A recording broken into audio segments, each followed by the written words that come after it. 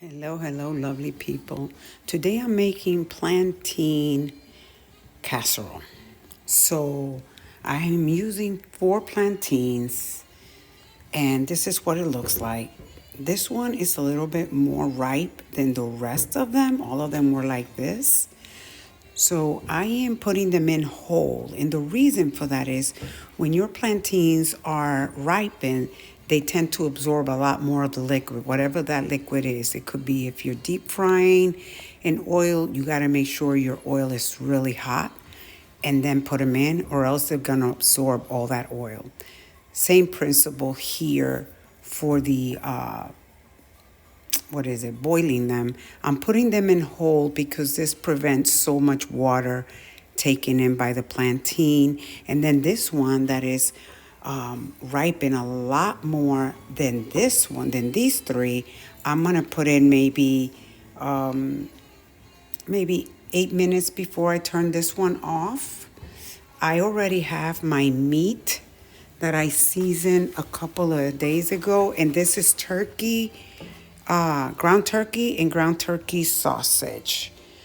This camera, the color doesn't do it justice on the camera. It looks kind of pale, but it's not. So I'm getting ready to make it.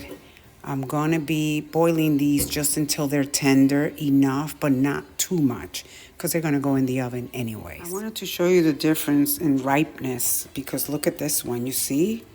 This is really mushy here. This is very, very ripe, which is why you don't want to put it to boil now, because it will absorb a lot of the water from the pot. So I'm going to leave it like this for now and wait for these three. You see the difference in these three?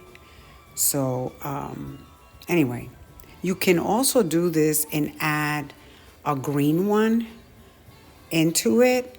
The only thing is you'll have to start the green one a couple of maybe 10 minutes and then add your other ones if you don't want it to be too soft.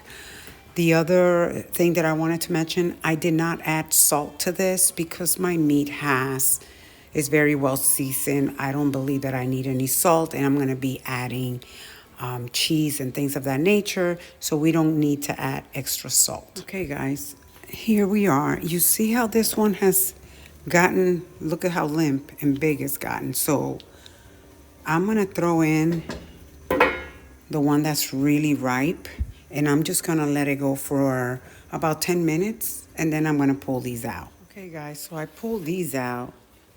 The one that's overly ripe is in here. I'm going to be turning this off in a minute, but I wanted to show you so you can see what I mean. See that? It absorbs a lot of the, look at that, a lot of the water because it's so ripe. I prefer to have a green one and mix one green one with 4 yellow ones, 4 ripened one, because the texture is better in my opinion. And it gives it a little bit of sweetness, but not overly sweet, because when they're ripe, they're very sweet. I'm going to get ready to mash these, and I'll bring you back in a minute. Okay, so I'm going to continue to mash these, and then I'm going to, if I had some breadcrumbs, I would add a little bit of breadcrumb just to make it a little bit more solid, I guess, for lack of a better word. But instead, I'm going to add some cheese so that it could bind a little bit better. I'm getting ready to add some Parmigiano cheese that I grated myself onto the mix.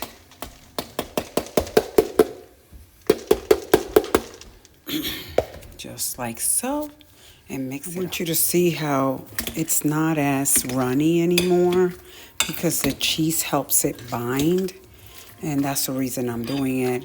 I would have added breadcrumbs if I had it, but I don't. So I use whatever I have. And now for the next step. This is ready to go. I wish that I had somewhere to put this phone on so you can see everything. So I added a little bit of olive oil to my pan. Not too much, because you don't want to saturate it with oil. It's just enough to coat it and for it to, when you put it in the oven, the bottom gets nice and crispy. So this is my mixture, and I'm going to be layering. This is Cooper cheese. If you've never had Cooper cheese, you should definitely go out and get some. However, this is an Eastern, I believe, type of cheese. You don't find it in the West Coast. So just letting you know, but it's the creamiest. It has a really nice melting. It melts very nicely and it tastes fantastic as well. Let me just open it. To give you a tip, if you're one of these people that love to make macaroni and cheese, this is a cheese that you want to get for that. Trust me, you'll never use anything else but this cheese. All right, guys, let's get to assembly. Okay, guys, so unfortunately, I did not have enough plátano to make layers like you would a lasagna. So what I am doing instead is I'm creating a little, I don't know, like a little dip here, raising the sides to go up a little bit. And then my meat and cheese will go in here. You see how I'm just flattening it and making the ends come up a little bit? That's what I'm trying to do because I didn't have enough plátanos and my pan is a little bit too big. So obviously, this is what we have to work for. So you just make it work for yourself. That's all you do. So now I'm going to put a layer, not a huge layer, but I'm going to do 3 pieces of the Cooper cheese here, like that.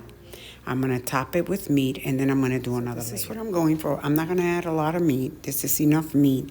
And then I'm going to add my cheese on top, like so. Add a little bit more this time around. Actually, I want it like that. Yeah, I think this way is best. Put it like this, and then put another one here. And it's all going to melt. I have my oven preheated to 400, and all I'm looking for everything to melt and for it to get a little bit crispy because everything is already cooked, so you really don't need to overcook it, is what I'm trying to say. So in the oven is going to go at 400 degrees for about 15 to 20 minutes. I'm going to cover it with aluminum foil so it keeps all so it doesn't burn right away, so everything heats up really nicely. And then like 5 minutes before, I'll take the foil paper off and allow it to crisp up on the top. But because foil paper is not good for you, you should really not be putting any of your food in contact with foil paper.